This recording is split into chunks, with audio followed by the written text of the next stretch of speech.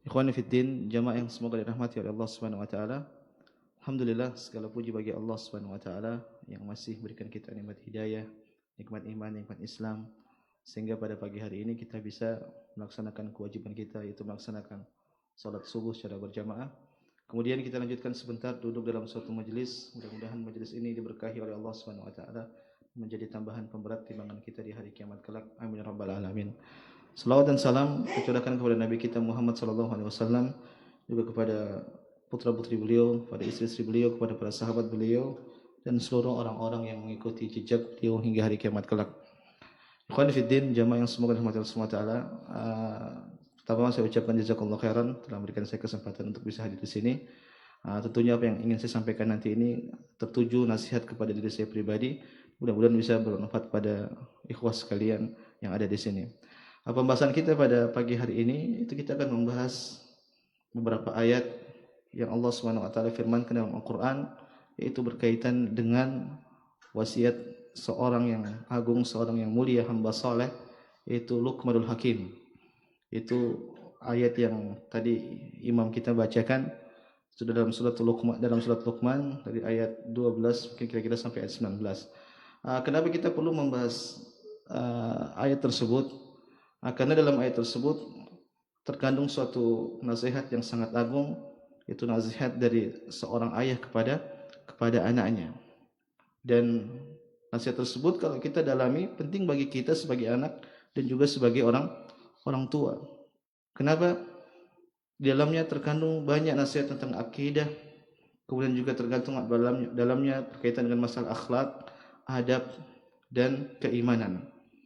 Makanya saking pentingnya nasihat tersebut sampai-sampai Allah Subhanahu wa taala abadikan wasiat Luqman kepada anaknya dalam Al-Qur'an. Maka perlu kita mentadabburi, menelaah, mempelajari kandungan-kandungan dari wasiat yang diberikan Luqman kepada anaknya. Ikhwani fiddin, jamaah yang semoga yang dirahmati Allah Subhanahu wa taala, sebelumnya kita bahas siapa ini Luqmanul Hakim. Siapa Luqman Al-Hakim? Para ulama khilaf dengan status Luqman Al-Hakim. Apakah beliau ini seorang nabi ataukah beliau bukan seorang nabi? Kalau kita kembali dalam buku-buku tafsir, maka ada ulama yang menyebutkan beliau adalah seorang nabi. Contoh seperti Ikrimah rahimahullahu taala, beliau menyebutkan Luqman adalah seorang nabi. Beliau berdalil dengan firman Allah Subhanahu wa taala, "Wa laqad ataina Luqman al-hikmah." Kata Allah Subhanahu wa taala, dan kami telah memberikan Luqman hikmah. Dan hikmah dalam beberapa ayat ini maknanya adalah wahyu. Sebagaimana Allah Subhanahu wa taala firmankan, wa atainahul hikmah, yaitu Allah telah memberikan kepada Nabi Daud al-hikmah, dan para ulama mengatakan di sini hikmah yang dituju kepada Nabi Daud adalah wahyu. Sehingga Ikrimah membawa ayat tersebut kepada ayat yang ada dalam surat Luqman, sehingga beliau mengatakan bahwasanya Luqman ini adalah seorang nabi. Namun jumhur ulama, mayoritas ulama, mereka menyebutkan bahwasanya Luqman bukanlah seorang nabi.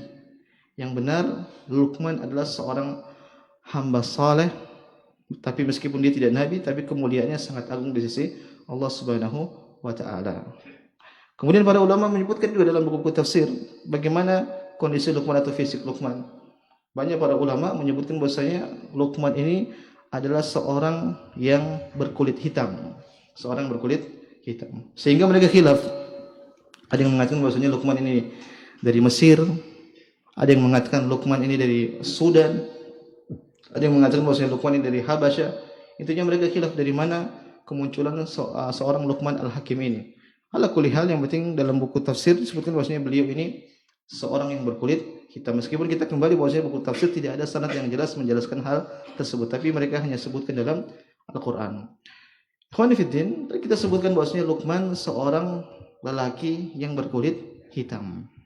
Namun lihat, Allah Subhanahu wa taala menyebutkan namanya dalam Al-Qur'an. Antum aja nama antum enggak disebutkan dalam Al-Qur'an. Luqman yang berkulit hitam disebutkan dalam Al-Qur'an. Ini kata para ulama menyebutkan, lihat, Islam itu bukan agama rasis. Islam bukan agama rasis. Oleh karena dalam hadis Nabi menyebutkan la fadla li arabi ala ajami. Tidak ada kemuliaan bagi seorang yang Arab daripada orang yang ajam selain dari Arab. Wala li ajami ala arabi. Demikian juga orang-orang ajam tidak lebih mulia daripada orang-orang Arab. Wala li abyad ala aswad. Demikian juga orang yang berkulit putih tidak lebih mulia daripada orang yang berkulit hitam. Wala li aswad ala abyad. Dan sebaliknya, seorang yang kulit hitam juga tidak lebih mulia daripada seorang yang berkulit putih. Artinya apa ikhwan fillah? Islam tidak memandang fisik seorang. Kalau seorang mungkin terlihat mungkin dia lusuh, kulitnya hitam, tidak penting bagi Allah Subhanahu wa taala. Yang penting dari Allah Subhanahu wa taala bagaimana keimanan orang tersebut. Mungkin dalam hadis Nabi mengatakan innallaha la yanzuru ila suwarikum. Sesungguhnya Allah Subhanahu wa taala tidak melihat dari fisik-fisik kalian, walakin yanzur ila qulubikum. Tapi Allah Subhanahu wa taala itu melihat hati-hati kalian. Oleh karenanya hal yang seperti ini ikhwan fillah perlu kita sadarkan kepada diri kita, terlebih kepada anak-anak kita. Kasihan anak-anak kita sekarang dihadapi dengan medsos, dengan YouTube. Yang mereka lihat adalah konten-konten kreator. Yang mana konten-konten kreator tersebut terlihat keren, pamer ini, pamer itu, pakai baju harus necis. Sehingga anak-anak kita ini terpaku pada fisik. Harus tampil necis terus di hadapan manusia. Tidak salah, cuman ini tujuan yang keliru. Yang terpenting yang kita ajarkan kepada anak-anak kita bahwasanya Islam tidak memandang hal tersebut. Islam melihat bagaimana ketakwaan seseorang.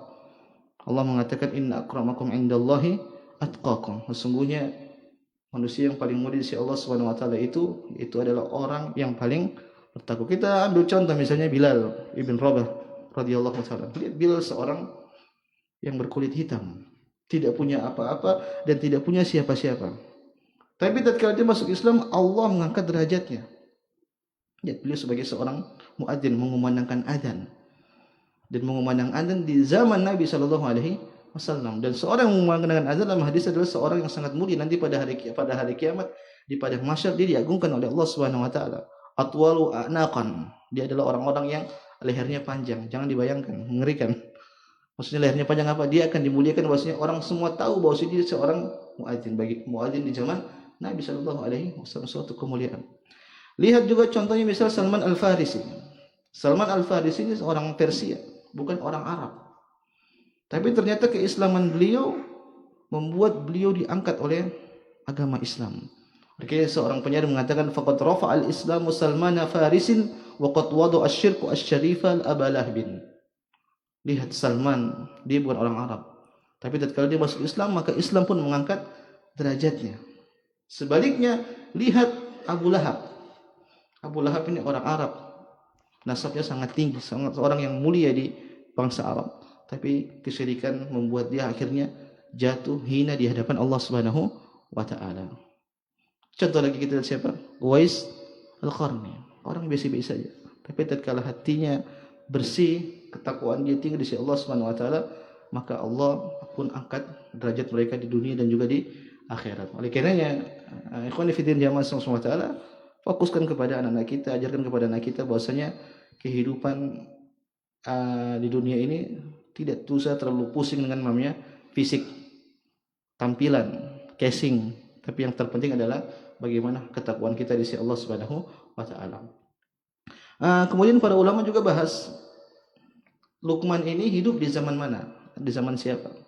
Sebagian ulama menyebutkan bahwasanya Luqman ini hidup di zaman antara Nabi Ibrahim dan Nabi Ismail.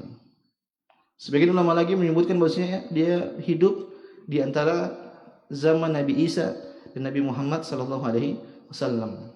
Sebagian lagi menyebutkan bahwasanya Luqman ini hidup di zaman Nabi Daud alaihi salam.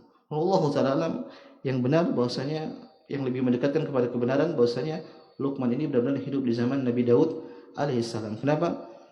Ada riwayat dari Al-Hakim Al-Baihaqi dan juga disahihkan oleh Al-Hakim rahimahullahu taala menyebutkan bahwasanya Luqman ini adalah seorang yang hidup di zaman Nabi Daud alaihissalam. Ikhwani fid din, jamaah yang semoga dirahmati Allah Subhanahu wa taala. Kita bahas satu persatu ayat-ayat yang menyebutkan tentang nasihat atau wasiat Luqman kepada anaknya. Allah Subhanahu wa taala berfirman, "Wa laqad atayna Luqmana al-hikmah an yashkur lillah, wa man yashkur fa innama yashkuru li nafsihi." Wa man kafara fa innallaha ghaniyyun hamid. Kata Allah Subhanahu wa taala, "Wa laqad atayna Luqman al-hikmah." dan sungguh kami telah memberikan kepada Luqman hikmah. Anishkur lillah, hendaknya dia bersyukur kepada Allah Subhanahu wa taala. Wa may yashkur fa innama yashkur li nafsi. Barang siapa yang bersyukur, sungguh dia sedang syukur kepada dirinya sendiri. Wa man kafara, dan barang siapa yang kufur kepada Allah Subhanahu wa taala, fa innallaha ghaniyyun hamid. Sesungguhnya Allah Subhanahu wa taala itu maha kaya dan maha terpuji. Ikhwani fid din, Allah mengatakan sungguh kami telah memberikan kepada Luqman apa tadi? Hikmah. Apa hikmah di sini? Ini kita sebutkan pendapat pertama menyebutkan bahwasanya hikmah itu apa? Wahyu. Sebagian ulama mengatakan hikmah ini adalah al-fahm wal ilm wal fiqh fid din, yaitu ilmu dalam pemahaman beragama. Artinya Luqman ini seorang sosok alim yang dia paham tentang ilmu agama. Sebagian ulama lagi menyebutkan hikmah ini adalah kata-kata bijak. Kata-kata bijak, kalau bahasa kita sekarang apa? Kuat. Kata-kata indah yang mungkin sedikit tapi bermakna. Dan kalau kita baca buku tafsir, disebutkan kalimat-kalimat atau kata-kata hikmah yang disebutkan ini berasal dari Luqman Al-Hakim. Namun sekali lagi, kata-kata tersebut atau kalimat-kalimat tersebut tidak datang dalam riwayat yang sahih. Hanya saja disebutkan oleh para ulama dalam buku-buku tafsir. Ala kulli hal, ada yang menyebutkan hikmahnya al-fahm, ada yang juga mengatakan bahwasanya hikmah di sini apa? Kata-kata bijak. Dan datang dalam riwayat bahwasanya kata-kata bijak Luqman ini populer. Bahkan sampai populer di zaman Nabi Muhammad sallallahu alaihi wasallam. Oleh karena Nabi sallallahu alaihi wasallam tatkala beliau mendakwakan Islam kepada orang-orang Quraisy, maka tatkala itu beliau bertemu dengan seorang namanya Suwaid. Siapa? Suwaid. Maka ketika Suwaid didakwahi, maka Suwaid mengatakan, saya juga punya sesuatu hal yang ini sesuatu yang indah. Kenapa Nabi Muhammad mengatakan bahwa dia diberikan wahyu oleh Allah Subhanahu wa taala? Maka Suwaid mengatakan bahwasanya saya juga punya seperti yang apa kau punya. Maka Nabi pun tanya, "Wa mal ladzi ma'ak?" Yang kau punya apa? Kau bilang kau punya sesuatu itu sama kayak punya saya. Kata dia, Majalatul Luqman, yaitu lembaran-lembaran berisi tentang apa? Hikmah-hikmah Luqman. Faqala lahu Rasulullah sallallahu alaihi wasallam, "I'ridha alayya." Coba kau bacakan kepada saya, tampilkan kepada saya apa yang kau punya tersebut. Maka Suwaid pun membacakan kata-kata bijak yang dia punya dari Luqman. Tatkala Nabi sallallahu alaihi wasallam mendengar, maka Nabi pun mengatakan, "Inna hadza lakalamun hasan." Sesungguhnya yang kau punya ini kata-kata indah, benar. Kata-kata yang indah. Walladzi ma'i afdal min hadza. Tapi yang punya aku ini, kata Nabi SAW, lebih indah, lebih bagus daripada yang kau punya. Quran anzalahu Allah Ta'ala alayya. Yaitu Al-Quran yang Allah Subhanahu wa taala telah turunkan kepadaku, wa hudan wa nur. Dan Al-Quran ini adalah petunjuk dan cahaya. Dari sini saya ingin menjelaskan ikhwan fillah jamaah semoga rahmat Allah Subhanahu wa taala bahwasanya hikmah-hikmah Luqman ini memang populer. Sehingga kepopuleran tersebut sampai kepada zaman Nabi Muhammad sallallahu alaihi wasallam. Jadi Nabi bertanya kepada orang yang mengklaim bahwa dia punya hikmah-hikmah Luqman. Ternyata Nabi mengatakan Al-Quran itu lebih indah daripada hikmah-hikmah yang mereka klaim dari Luqman Al-Hakim, tentang Luqman Hakim. Kemudian Allah Subhanahu wa taala berfirman, "Anishkur lillah, wa man yashkur fa innama yashkur li nafsi." Para ulama tatkala mereka menjelaskan tentang ayat ini, "Anishkur lillah," mereka mengatakan bahwa lihat, ini di antara hikmah yang Allah Subhanahu wa taala berikan kepada Luqman Al-Hakim, yaitu apa? Allah perintahkan Luqman untuk bersyukur kepada Allah Subhanahu wa taala. Dan akhirnya Luqman bersyukur kepada Allah Subhanahu wa taala. Kemudian Allah mengatakan, "Wa may yashkur fa innama yashkur li nafsi." Barang siapa yang bersyukur, sungguh dia sedang bersyukur untuk dirinya sendiri. Ikhwani fid din, jamaah semoga dirahmati Allah Subhanahu wa taala, ayat ini memberikan faedah kepada kita bahwasanya tatkala kita bersyukur kepada Allah Subhanahu wa taala, sesungguhnya syukur itu bermanfaat pada diri kita pribadi sendiri. Sama sekali tidak bermanfaat bagi Allah Subhanahu wa taala. Karena Allah mengatakan barang siapa yang bersyukur, sungguh dia sedang bersyukur untuk dirinya sendiri. Ini semisal dengan firman Allah Subhanahu wa taala, "In ahsantum ahsantum li anfusikum." Kalau kalian berbuat baik, sungguh kalian sedang berbuat baik untuk diri kalian sendiri. Maka kita ambil faedah jamaah bahwasanya syukur ini adalah ibadah kepada Allah Subhanahu wa taala. Tatkala seorang beribadah kata Allah dia sedang beribadah untuk dirinya sendiri. Sama sekali Allah tidak butuh sama ibadah kita. Makanya Allah pernah mengatakan wa ma tuqaddimu li anfusikum min khairin tajiduhu indallah. Kata Allah Subhanahu wa taala apa yang kalian lakukan itu untuk kalian sendiri. Tajiduhu indallah. Tajiduhu indallah. Kalian akan dapatkan balasan dari Allah Subhanahu wa taala. Oleh karena Syekh As-Sa'di rahimahullahu taala tatkala beliau menjelaskan ayat ini wa ma tuqaddimu li anfusikum min khairin tajiduhu indallah. Kalau kalian berbuat kebaikan kalian akan mendapatkan untuk diri kalian sendiri. Beliau mengatakan balasan di sini baik dunia ataupun di akhirat. Bahkan beliau mengatakan barang siapa yang menyangka bahwasanya peribadatan tidak ada balasan di dunia, sungguh dia sedang suudzon kepada Allah Subhanahu wa taala. Artinya apa? Amalan saleh yang kita lakukan ini kembali kepada diri kita sendiri di dunia sebelum di akhirat. Allah enggak butuh sama amalan saleh kita. Makanya dalam hadis qudsi Allah mengatakan ya ibadi law anna awwalakum wa akhirakum wa insakum wa jinnakum kanu ala atqa qalbi rajulin wahidin minkum ma zada fi mulki syai'a. Kata Allah Subhanahu wa taala wahai hamba-hambaku kalau kalian semua dari awal penciptaan sampai akhir penciptaan semua kalian memiliki hati orang yang paling bertakwa. Siapa orang paling bertakwa? Nabi kita sallallahu alaihi wasallam. Semua kalian ini Muhammad sallallahu alaihi wasallam. Ma zada fi mulki syai'a kata Allah Subhanahu wa taala. Itu tidak akan menambah sedikit pun kekuasaanku. Sebaliknya kata Allah Subhanahu wa taala, "Anna awwalakum wa akhirakum wa insakum wa jinnakum kanu ala afjari qalbi rajulin wahidin minkum ma naqasa min mulki syai'a." Kata Allah Subhanahu wa taala, kalau seandainya kalian semua dari awal penciptaan sampai akhir penciptaan sampai hari kiamat, semua kalian punya hati seperti orang yang paling buruk di atas muka bumi ini. Semua orang di dunia ini seperti Fir'aun. Kata Allah, ma naqasa min mulki syai'a. Maka hal tersebut sama sekali tidak mengurangi sedikit pun kerajaan Allah Subhanahu wa taala. Akhirnya jemaah semua sama taala, jangan sampai kita berpikir kalau kita beribadah itu kita sedang mengabdi kepada Allah atau kita sedang balas jasa kepada Allah. Enggak. Kita ini sedang beribadah karena tujuan kita memang dituntut untuk beribadah. Allah tidak, jangan sampai berpikir bahwasanya kita beribadah Allah butuh sama ibadah kita, enggak. Allah tidak butuh sama ibadah kita. Allah sudah sempurna sebelum menciptakan antum semua. Sebelum menciptakan makhluk Allah itu sudah sempurna. Maka Allah tidak butuh sama ibadah kita. Oleh karena semua ibadah yang kita lakukan kembali kepada kita sendiri. Innas salata tanha 'anil fahsya'i wal munkar. Sesungguhnya salat itu menjaga kalian dari perbuatan keji dan perbuatan mungkar. Kutiba alaikumus siyam kama kutiba 'alal ladzina min qablikum la'allakum tattaqun. Allah perintahkan kita puasa agar kita ini bertakwa kepada Allah Subhanahu wa taala. Kenapa kita harus bertakwa? Karena surga kata Allah uiddat lil muttaqin. Surga itu disiapkan bagi orang-orang bertakwa. Berarti ibadah kita semua ini kembali kepada untuk diri kita sendiri. Allah tidak butuh sama amalan saleh kita. Oleh kerana Allah mengatakan wa man kafara fa innallaha ghaniyyun hamid. Barang siapa yang kufur kepada Allah tidak mau bersyukur kepada Allah Subhanahu wa taala, fa innallaha ghaniyyun hamid. Sungguh Allah Subhanahu wa taala itu maha kaya dan maha terpuji. Maka jemaah semoga Allah Subhanahu wa taala tanamkan pada diri kita dan juga tanamkan kepada keluarga kita dan anak kita sebagaimana Luqman menasihati anaknya bahwasanya amalan saleh yang kita lakukan ini kembali kepada kita sendiri. Tadi ingat perkataan Sa'di.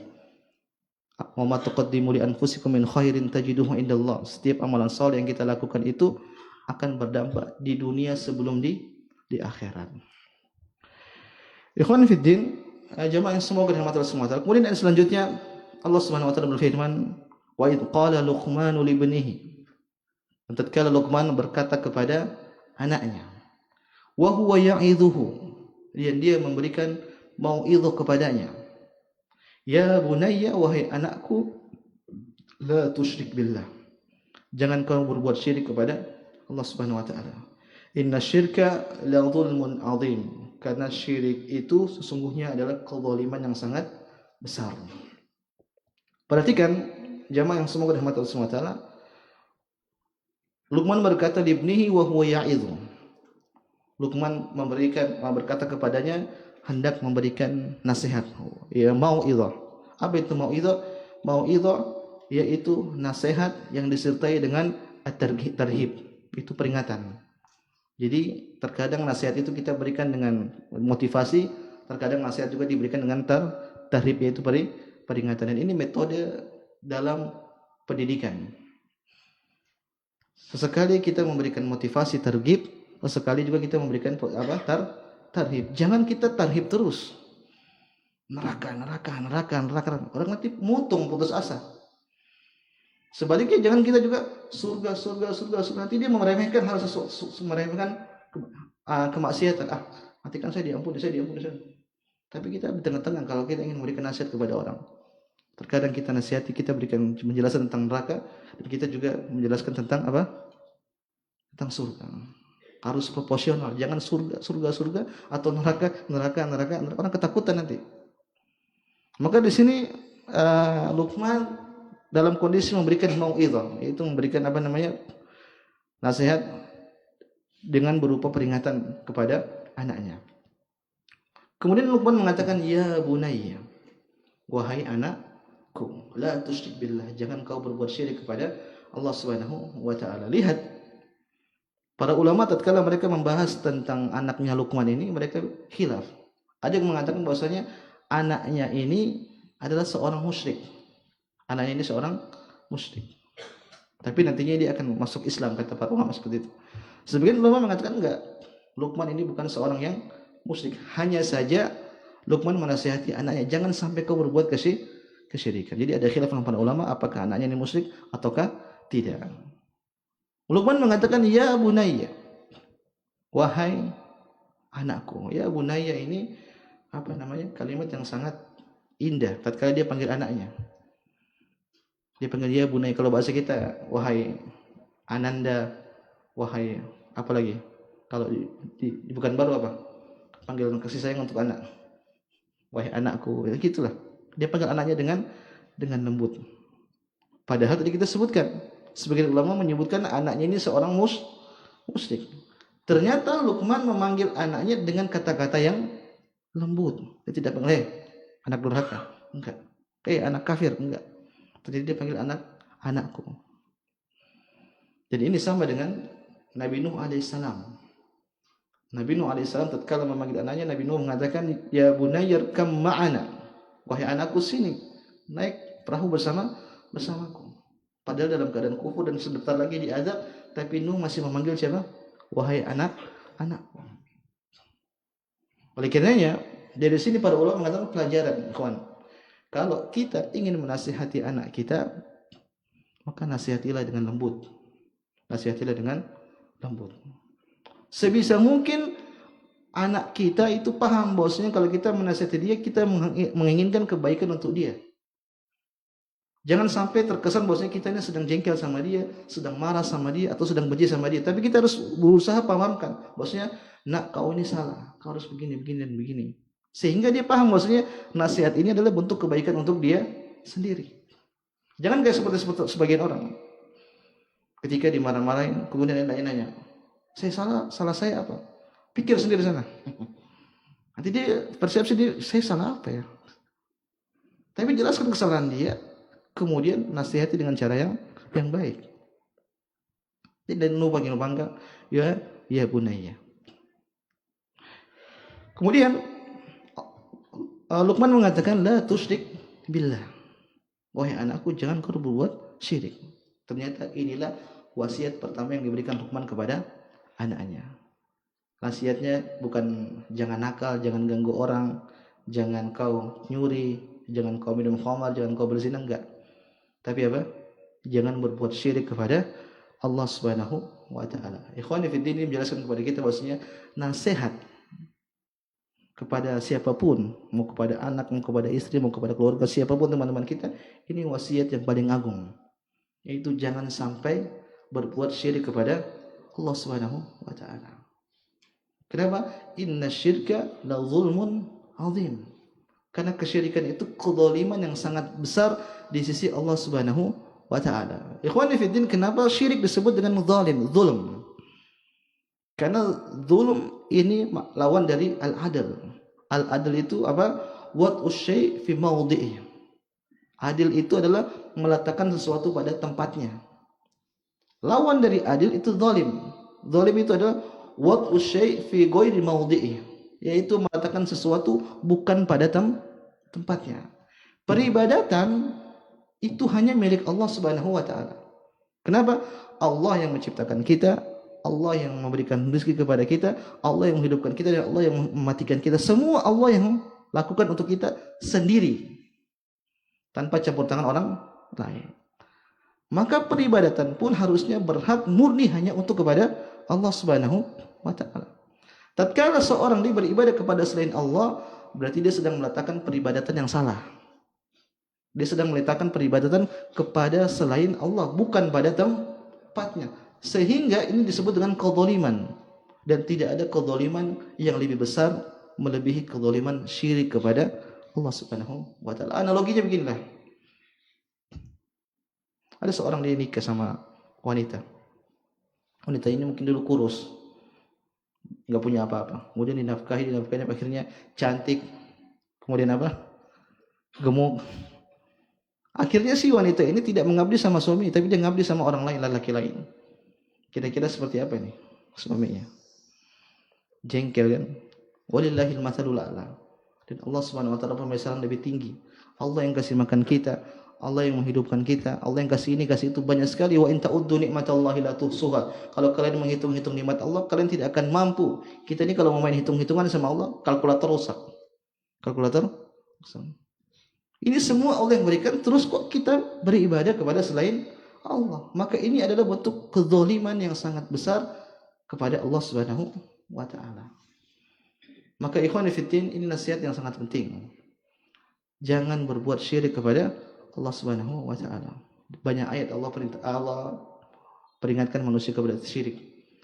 Innahu man yusyrik billah faqad harramallahu alaihi al-jannata wa ma'wahu an-nar. Kata Allah Subhanahu wa taala, barang siapa yang berbuat syirik, Allah haramkan bagi dia surga dan tempatnya di neraka jahanam. Saya katakan seorang sebaik apapun amalan solehnya, dia mungkin terkenal dengan akhlak yang baik, kemudian dia suka sedekah, suka bantu-bantu orang, tapi kalau dia wafat dalam keadaan syirik, bermanfaat tidak? Tidak. Tempatnya di neraka jahanam. Orang-orang kafir seperti orang Nasrani, mereka dikafirkan oleh Allah karena apa sih? Karena mencuri, karena berzina? Tidak. Laqad kafara alladziina qalu innallaha tsalitsu tsalasa.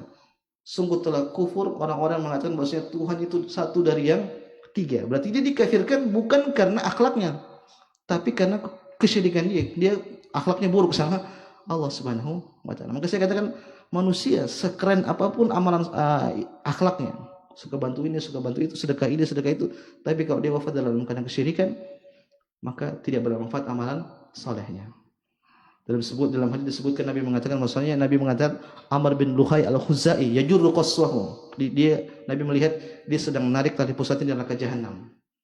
Kenapa? Orang ini orang yang pertama kali awwalu man sayyaba sawaib. Dia ini adalah orang yang pertama kali membawa kesyirikan di tanah Arab. Kenapa? Dia ini orang yang pertama kali mengkeramatkan onta. Padahal orang ini terkenal dermawan. Kalau ada jamaah haji datang, dia sembelih onta mungkin 100 bahkan sampai 1000. Kita ada tamu, antum sembelih berapa kambing? 2 atau 3. Ini jamaah haji dia apa namanya? Nyembelih onta banyak. Hebat tidak? Hebat. Onta sekarang satu onta berapa? Sapi berapa sapi? 35. Onta sama sapi lebih mahal mana? Onta. Sapi aja ada 100. Seperti itu kira-kira. Kalau ada tamu sembelih, tapi ternyata itu semua tidak bermanfaat bagi Amr bin Luhai al-Khuzai. Kenapa? Dia yang pertama kali membawa kesyirikan ke tanah Arab. Ikhwan fiddin, jamaah yang semoga dirahmati Allah Subhanahu wa taala. Ini apa nih? Sudah selesai. Wasiat Allah SWT berfirman selanjutnya, wa wasainal insana biwalidayhi hamalatu ummuhu wahnan ala wahnin wa fisaluhu fi amain anishkur li wa walidayk wa liwalidayk ilayyal masir. Kata Allah Subhanahu wa taala, dan kami perintahkan kepada manusia, kata Allah Subhanahu wa taala, biwalidayhi wa wasailal insana biwalidayhi. Kami wasalkan kepada manusia hendaknya mereka berbuat baik kepada kedua orang tuanya. Hamalatu ummuhu wahnan ala wahnin. Dan juga kepada ibunya yang telah mengandungnya dalam keadaan lemah yang bertambah-tambah. Wa fisaluhu fi 'amain. Kemudian telah menyusuinya selama 2 tahun. Anishkurli, hendaknya manusia itu bersyukur kepada khususnya kepada Allah Subhanahu wa taala, wali walidai, kemudian kepada orang tuanya, ilayyal masir, dan kepada kulah, kata Allah, kalian akan kembali. Ikhwan fiddin, dalam ayat ini banyak beberapa wasiat. Yang pertama yaitu wasiat yang ditujukan oleh Luqman kepada anaknya, yaitu wassaynal insana biwalidayhi. Seakan-akan Luqman yang mengatakan, wahai anakku, manusia itu diperintahkan untuk berbakti kepada kedua orang tuanya. Maka kita juga nasihatkan kepada anak kita, nak, saya tidak pengen jasa sama engkau, nak, saya tidak butuh. Tapi Allah perintahkan kau itu harus berbakti kepada orang tua. Anak kalau mau balas jasa kepada orang tua nggak bakal bisa, Pak. Tidak bakal mampu. Sebesar apapun jasanya tidak akan sama. Yang mengatakan siapa? Nabi SAW. Nabi mengatakan tidak akan bisa seorang anak membalas jasa orang tuanya kecuali dalam satu kondisi. Apa kondisi tersebut? Kalau dia dapati orang tuanya menjadi budak, kemudian dia beli orang tuanya tersebut, kemudian dia bebaskan. Ini kondisi yang sulit, yang mustahil. Kalau misalnya orang tuanya jadi budak, belum tentu kita beli, tuannya mau kasih, ya tidak. Dan pembebasan budak sangat mahal, dan zaman sekarang tidak ada seperti itu. Artinya ini Nabi ingin menjelaskan bahwa sulit untuk kita balas jasa kepada orang tua. Dijelaskan oleh Syekh Abdul Razak hafizallahu taala tatkala beliau menjelaskan tentang kebaktian kepada orang tua, balas jasa kepada orang tua, beliau mengatakan begini, kita ini sebanyak apapun kita berkorban untuk anak kita, untuk orang tua kita, gak bakal sama. Dari sisi apa?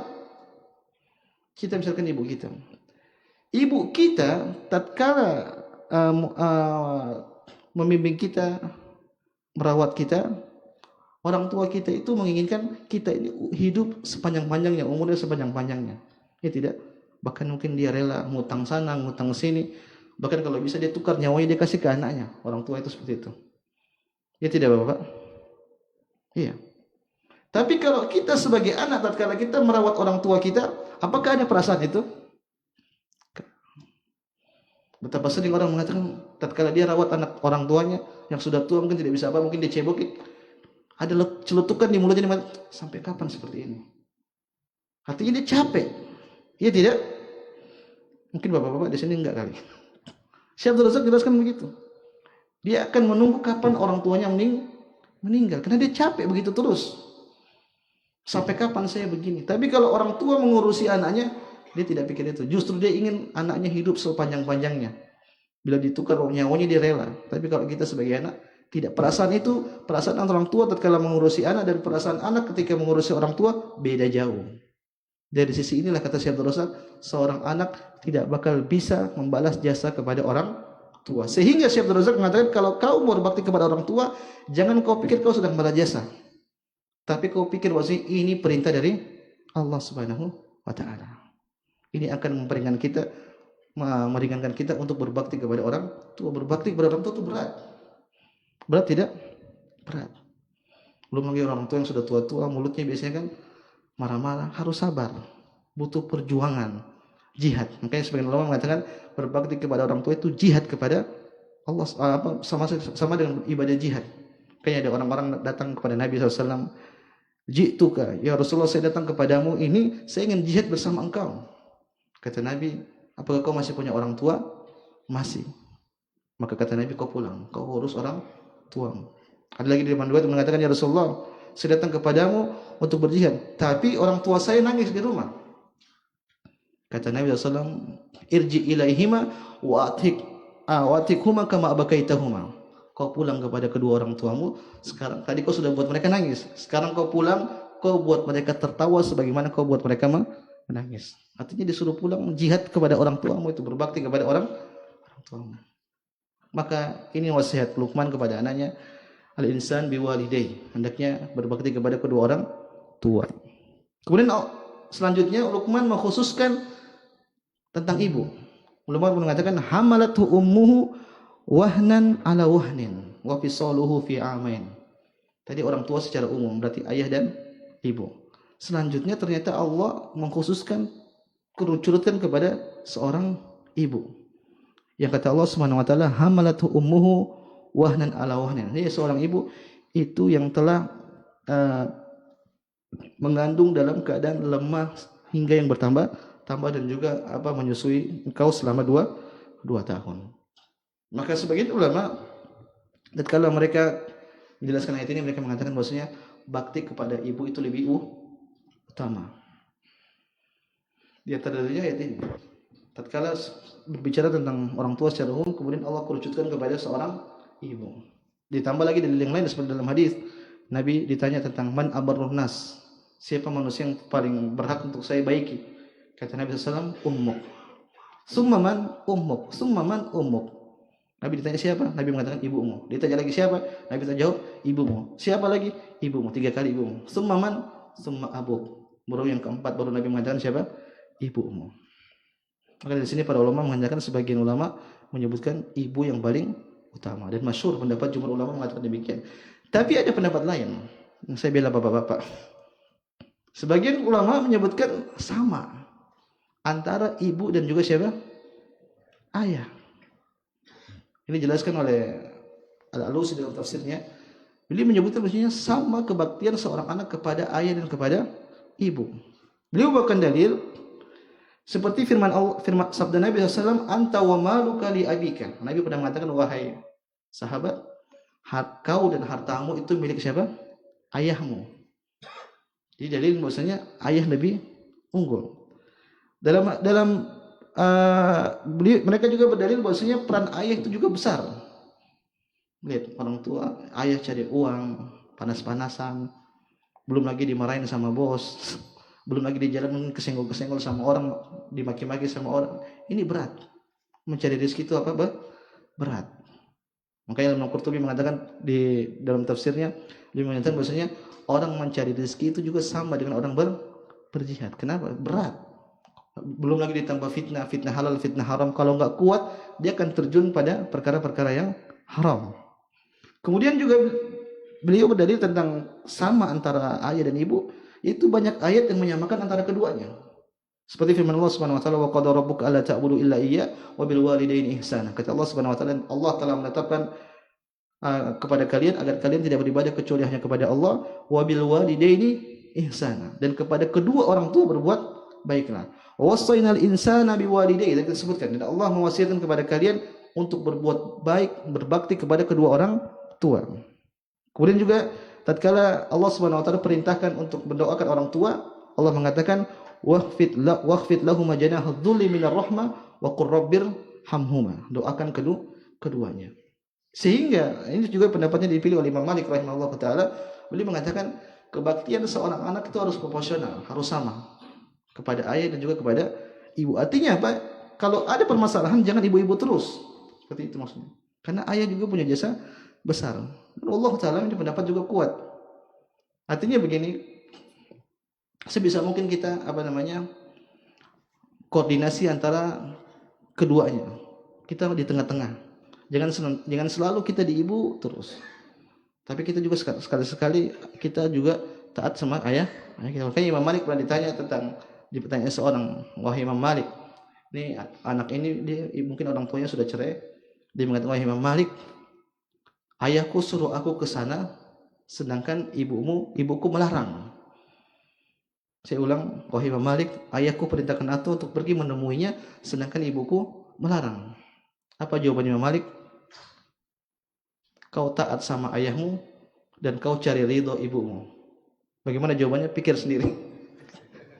Artinya jangan sampai Jangan sampai memihak kepada salah satu. Imam Malik mengatakan kau taat sama ayahmu, tapi kau cari ridho ibumu. Imam Malik tidak bilang kau pergi aja, enggak. Tapi disuruh mikir bagaimana caranya untuk bisa di tengah-tengah seperti itu. Maka idealnya ikhwan fillah jamaah sallallahu taala, kalau kita sebagai suami kita jelaskan kepada anak kita, nah, ibumu tuh mengandung engkau, menyusui engkau, capek kau dari kecil diurus, kau berbaktilah sama ibumu.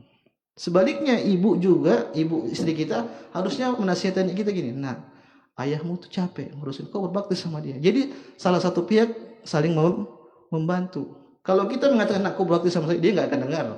Tapi kita kasih tahu kau berbakti sama ibumu. Ibumu juga, ibunya juga demikian. Ibunya mengatakan, nak, kau berbakti sama ayahmu itu. Ayahmu tuh capek cari uang, panas-panasan, dimarah-marahin bosnya, di jalan mungkin kena tabrakan dan lain-lain. Jelaskan tentang kebaikan orang, kebaikan ayah, sehingga anak tuh paham bahwasanya anak itu harus berbakti kepada ayah dan juga kepada ibu. Wallahu taala alam. Kemudian Allah mengatakan, anishkurli wa liwalidayk. Allah mengatakan, bersyukurlah kepadaku dan bersyukurlah kepada orang tuamu. Di sini Allah gandengkan antara hak Allah Subhanahu wa taala dan hak orang tua. Kenapa hak orang tua? Karena hak manusia yang paling besar di sisi kita itu siapa? Orang tua. Mereka yang punya jasa yang paling besar, sama besar pada kita. Kemudian Allah mengatakan, ilayyal masir. Ilayyal masir adalah kalian kembali kepada aku. Innalillah. Kalian itu milik Allah, wa inna ilaihi raji. Dan kalian akan kembali kepada Allah Subhanahu wa taala. Ini dijelaskan oleh para ulama, ini dalil bahwasanya, isyarat bahwasanya kebaktian kepada orang tua itu ada pertanggungjawabannya. Kenapa Allah mengatakan di akhir, ilayyal masir. Kalian atau kau akan kembali kepadaku. Artinya kau kembali kepadaku, nanti kau akan ditanya tentang orang tuamu. Apakah kau berbakti kepada orang tua ataukah tidak? Miris sebagian orang sibuk cari kebaikan jauh-jauh. Dia urus sosial inilah, urus sosial itulah, terbang ke sana lah, terbang ke sini lah. Dia lupa surga depan rumahnya. Al-walidu awsatu abwabil jannah, kata Nabi sallallahu alaihi wasallam, orang tua itu pintu surga yang paling indah, paling baik. Jadi kita ada surga depan mata, tapi kita cari yang lain-lain yang jauh-jauh. Kan sebagian orang begitu, sibuk sosial itu, dia lupa sama orang tua. Dia sibuk sumbang sana, sumbang sini, ternyata orang tuanya kekurangan. Maka ini salah prioritas. Salah prioritas. Dia mengutamakan yang sunnah-sunnah, tapi dia lalaikan suatu hal yang wajib. Ibnu Hajar mengatakan ini magrur. Barang siapa yang disibukkan dengan perkara sunnah tapi dilalaikan dengan perkara yang wajib, fahuwa magrur, maka dia sedang tertipu. Maka ibadah itu harusnya proporsional. Kita cari dulu skala prioritas, mana yang lebih utama untuk kita lakukan. Contoh seperti ini, kita mau berbuat bakti baik, maka utamakan dulu ring-ring satu, orang tua, anak, adik, kakak. Baru setelah itu kita lihat yang keluar. Ikhwan fiddin, jamaah semua Allah, sudah selesai. Sampai jam berapa? Hah? 6.30. Sudah capek. Satu ayat lagi. Allah Subhanahu wa taala berfirman, wa in jahadaka alla an tusyrika bima laysa laka bihi ilm fala tuti'huma. Kalau orang tua kalian memerintahkan kalian untuk berbuat syirik kepada Allah Subhanahu wa taala yang kalian tidak punya ilmu atasnya, fala tuti'huma, maka jangan kau taat kepada keduanya. Wa sahibhuma fid dunya ma'rufa, dan kalian berbuat baik kepada mereka di dunia dengan cara yang baik. Wattabi' sabila man anaba ilayya, dan kalian ikut jalan-jalan orang yang kembali kepada artinya orang-orang yang benar. Summa ilayya marji'ukum, kemudian kepadaku lah kalian akan kembali.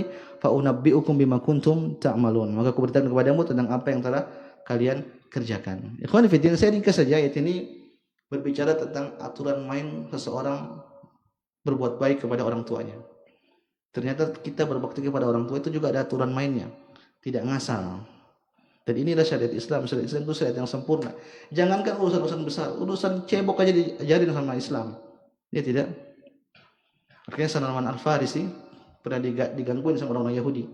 Orang Yahudi mengatakan, kami dengar kalian punya seorang Rasul yang mengajarkan kalian hatta al-khira'ah, sampai urusan kamar mandi. Dia tadinya mau ngejek, tapi Salman dengan gagahnya di Jaman mengatakan, ajal, tentu. Artinya apa? Yang kecil-kecil ini aja diurus sama Islam, apalagi yang besar.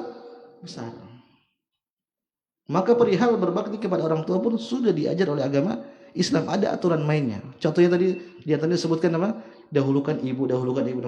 Tapi yang tadi kita mengatakan yang benar apa? Disamakan. Ada juga aturan lain, yaitu Nabi Allah mengatakan bahwasanya kalau orang tua kalian perintahkan kalian untuk berbuat kesyirikan, maka jangan taat. Dalam hadis Nabi mengatakan la ta'ata li makhluqin fi ma'siyatil khaliq. Jangan kalian taat kepada makhluk dalam permasalahan bermaksiat kepada sang khaliq, kepada sang pencipta. Bukan berarti kita disuruh taat kepada orang tua, akhirnya orang tua kita suruh kita maksiat, akhirnya kita ikut. Enggak. Tidak boleh. Maka jangan sampai taat kepada orang tua kalau mereka berbuat kemusyrikan. Ini ayat ini sebenarnya turun kepada seorang sahabat yang namanya Sa'ad bin Abi Waqqas. Sa'ad bin Abi Waqqas ini seorang anak yang sangat sayang kepada ibunya. Dia adalah anak yang sangat berbakti kepada ibunya. Namun tatkala Sa'ad masuk Islam, ibunya dimarah. Ibunya jengkel. Sehingga ibunya mengatakan, "Wahai Sa'ad, kalau kau tidak kembali kepada kekufuran, saya tidak mau makan, saya tidak mau minum." Maka Sa'ad biarin. Maka hari pertama ibunya tidak makan, tidak minum. Kemudian hari berikutnya pun begini sama. Akhirnya ibunya pun pingsan. Akhirnya Sa'ad menemui dia. Kemudian Sa'ad mengatakan, "Ya ummah, wahai ibuku, ta'lamin, ketahuilah, wallahi law kanat laki mi'atu nafsin fa kharajat nafsan ma taraktu dini hadha li syai'." Wahai ibuku, ketahuilah, kalau kau punya nyawa 100, kemudian hilang satu persatu gara-gara kau tidak mau makan, gara-gara kau suruh saya balik ke kufuran, kata Sa'ad bin Waqqas, saya enggak bakal kufur. Saya tetap berdiri di atas agama Islam. Meskipun nyawamu keluar satu persatu, meskipun ada 100. Artinya apa? Saat tidak mau bakal nurut sama orang tuanya. Maka demikian, kita juga kalau diperintahkan sama orang tua dalam bermaksiat, maka tidak boleh kita nurut. Kemudian Allah mengatakan wasahibhuma fid dunya ma'rufa. Dan kata Allah Subhanahu wa taala, dan bergaulilah kedua orang tua itu dengan ma'rufah. Ma'rufah itu dengan perbuatan yang baik. Di sini Allah mengatakan fid dunya. Harusnya kan wasahibhuma ma'rufah, harusnya sudah cukup. Tapi berbuat baiklah kepada mereka dengan cara yang baik. Tapi ternyata di sini Allah mengatakan berbuat baiklah kepada mereka di dunia. Ada kata apa? Di dunia. Ada faedah di situ, kata para ulama sebutkan bahwasanya kalian berbakti kepada orang tua itu cuma di dunia cuma sebentar. Tahu di dunia itu kan sebentar, dan berbakti itu capek, butuh mujahadah. Sehingga kalian harus sabar. Ini cuma sebentar. Kemudian ada menyebutkan bahwasanya ini isyarat namanya ada akhirat. Wasahibhuma fid dunya, kalian berbuat baik kepada mereka di dunia dengan cara yang baik. Maksudnya apa? Ini cuma dunia sebentar, nanti ada balasannya di mana? Di akhirat, diberikan oleh Allah Subhanahu wa taala. Kemudian ma'rufa, yaitu dengan cara yang baik. Dengan cara yang baik. Selama kau masih ada orang tuamu, meskipun orang tuamu kufur, maka tetap berbuat baik kepada mereka. Kalaulah orang yang kafir saja kita masih disuruhkan berbuat baik, bagaimana dengan orang-orang tua yang mungkin masih melakukan dosa besar? Mungkin dia masih mabuk-mabukan, masih main judi, masjid-masjid yang lainnya, maka ini lebih utama untuk kita baiki mereka. Kufur sama mabuk lebih besar mana? Kufur tapi dia baik, dia suka sedekah. Yang satu tukang mabuk, lebih baik mana? Sama-sama buruk. Tapi mendingan pemabuk, dia dosa besar tidak sampai mengeluarkan kepada Islam. Maka yang seperti ini kita lebih utama untuk berbuat baik kepada mereka. Saya ulang, jangankan kepada kafir. Kalau ada pada orang kafir kita pun disuruh berbuat baik, berbakti, apalagi sama orang-orang tua yang masih melakukan dosa besar. Kemudian Allah mengatakan wattabi sabila man anaba ilayya, dan ikutlah jalan orang-orang yang kembali kepadaku. Ini kita jelaskan kepada anak kita, wahai anakku, kau itu kalau cari teman yang benar. Cari teman yang benar. Carilah teman-teman yang baik, yang mereka itu bertujuan untuk orientasinya akhirat. Ana bailai, maksudnya kembali kepada Allah Subhanahu wa taala. Jangan kau main sama orang-orang yang enggak beres. Dan ini PR penting bagi orang tua. Zaman sekarang kita enggak bisa mantau anak kita 24 jam. Enggak bisa. Kita cuma di rumah mungkin dia benar, tapi kalau dia sudah keluar kita enggak tahu. Jangankan di rumahnya kita sudah tidak tahu, dia pegang masuk kamar, dia pegang HP, kita tidak tahu. Maka ingatkan terus, hati-hati cari teman yang benar, jangan sampai salah pilih teman, dan jangan salah pilih idola. Akhirnya nanti idola sama YouTuber yang tukang pamer-pamer apa? Mobil. Oh pamer mobil mana? Aku nggak punya mobil kok. Pamer-pamer. Cita-citanya pengen jadi YouTuber. Cita-citanya pengen jadi gamers. Macam-macam lah sekarang gensi-gensi punya apa namanya? Punya punya cita-cita. Kita jelaskan kepada mereka, oh hai anak, orang yang paling berhak untuk kita jadikan idola siapa? Nabi sallallahu alaihi wasallam dan juga para sahabat. Makanya Nabi Ibnu Mas'ud pernah mengatakan, "Man kana muta'assiyan falyata'assa bi ashabin Nabi sallallahu alaihi wasallam." Barang siapa yang ingin cari idola yang untuk ditiru, falyata'assa bi ashabin Nabi sallallahu alaihi wasallam. Hendaknya dia mengidolakan para sahabat radhiyallahu taala anhum. Fa innahum kanu abarrahum hadhil ummah quluban. Nabi sallallahu sesungguhnya mereka itu adalah manusia yang paling baik hatinya, wa a'maqaha ilman, dan ilmunya yang paling dalam, wa aqwama hadiyan, dan apa namanya petunjuknya yang paling lurus, yang paling benar. Fattabi fa'rifu fadlahum, kata Ibnu Mas'ud, maka kalian cari itu tentang keutamaan mereka, wattabi sabilahum, dan ikutilah jalan mereka. Fa innahum kanu ala hadil mustaqim, sesungguhnya mereka itu berada di jalan yang benar. Maka kenalkan para sahabat, kenalkan sirah kepada mereka sehingga mereka cinta kepada Nabi sallallahu alaihi wasallam, para sahabatnya. Mulai dari kita sendiri. Makanya kata para ulama, parenting yang paling benar itu apa? Mencontohkan. Kalau kita nasihat tapi kita tidak lakukan, orang anak omong kosong, omon-omon.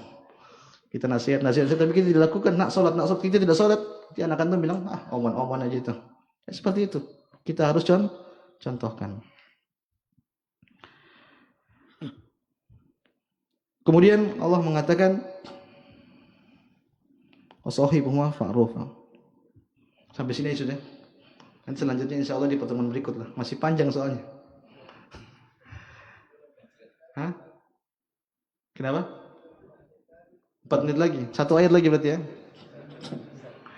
Allah Subhanahu wa taala berfirman, "Ya bunayya." Luqman mengatakan, "Innaha intakum mithqala habatin min khardalin, fatakum fis sakhratin aw fis samawati aw fil ardi ya'ti biha Allah." Ini nasihat juga sangat agung.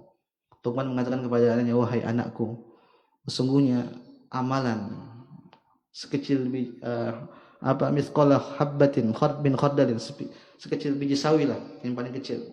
Kata Allah Subhanahu wa taala, "Fatakum fis sakhratin." Mungkin amalan tersebut saking kecilnya mungkin tersembunyi dalam batu. Au fis sama, atau mungkin amalan tersebut terbang di bawah angin ke langit. Au fil ard, atau mungkin tertimbun di bawah tanah. Kata Allah, ya'ti bihallah. Pada hari kiamat Allah akan datangkan amalan tersebut. Innallaha latifun khabir. Sesungguhnya Allah itu Maha Latif, Maha lembut, dan Maha Khabir, Maha mengetahui. Ikhwani fiddin, di sini Luqman ingin ngajari sama anaknya begini. Wahai anakku, Allah itu tahu apapun yang kita lakukan. Kau lakukan ini, lakukan itu, sekecil apapun Allah tahu. Jangankan yang kau terlihat orang, yang mungkin fisik, secara fisik. Dalam hatimu pun saja Allah tahu. Ya'lamu kha'inatal a'yuni wa ma tukhfis sudur. Kata Allah Subhanahu wa taala, Allah itu tahu pengkhianatan mata dan Allah tahu apa yang disembunyikan dalam hati. Antum bapak-bapak mungkin sering jalan pakai kacamata hitam sama istrinya, ada cewek dia ngelirik-ngelirik, istrinya enggak tahu, Allah tahu. Allah tahu. Wa ma tukhfis sudur. Ada orang jengkel sama orang lain. Ini orang kok begini sih dalam hatinya. Hasad, jengkel, dengki. Itu dosa tidak? Dosa. Enggak ada yang tahu, tapi Allah tahu. Kata Allah, yauma tublas sarair, pada hari kiamat Allah akan bongkar itu rahasia-rahasia. Ketahuan, oh ente dulu jengkel sama saya, nanti ketahuan di akhirat. Kau dulu hasad sama saya, kau dulu ria, ya ketahuan semua itu penyakit-penyakit. Dibongkar sama Allah. Makanya Luqman ingatkan kepada anaknya, wahai anakku, hati-hati. Allah itu Maha mengetahui segala hal. Sekecil apapun yang kau lakukan, Allah tahu. Faman ya'mal mithqala dzarratin khairan yarah. Kata Allah Subhanahu wa taala, barang siapa yang mengerjakan kebaikan sekecil biji dzarrah, dia akan lihat nanti hasilnya. Sebaliknya sekecil apapun nanti dia akan lihat pada hasilnya. Maka jangan kau berbuat maksiat sekecil apapun. Mungkin ayah tidak tahu, ibu tidak tahu, tapi Allah tahu, hati-hati. Saya tidak bisa ngawasin kau selama 24 jam. Tapi Allah tahu. Ini sering ingatkan kepada anak-anak. Kemudian amalan sekecil apapun, amalan soleh yang kau lakukan, pasti Allah tahu meskipun enggak ada yang lihat. Meskipun tidak ada yang lihat. Maka jangan remehkan amalan kecil meskipun kecil. Jangan remehkan amalan soleh meskipun kecil. Nabi mengatakan tabassumuka fi wajhi akhika sadaqah. Kau senyum sama saudaramu itu sedekah. Terkadang kita senyum sama orang, kita enggak sadar kalau ini ada pahalanya. Kita enggak remeh, padahal ini ada pahalanya di sisi Allah Subhanahu wa taala. La tahqiranna minal ma'rufi syai'an walau an talqa akhaka bi wajhin talib. Jangan kau remehkan amalan sekecil apapun meskipun kau bermuka indah, bermuka manis di hadapan saudaramu, itu ada nilai pahalanya di sisi Allah Subhanahu wa taala. Maka jangan meremehkan amalan saleh. Ingatkan bahwasanya ini muraqabatullah, Allah itu melihat segala sesuatu hal yang kecil sampai pun yang besar. Kenapa di akhir ayat Allah mengatakan innallaha latifun khabir. Allah itu maha lembut, latif itu maha lembut. Apa makna latif? Kata para ulama, latif itu Allah itu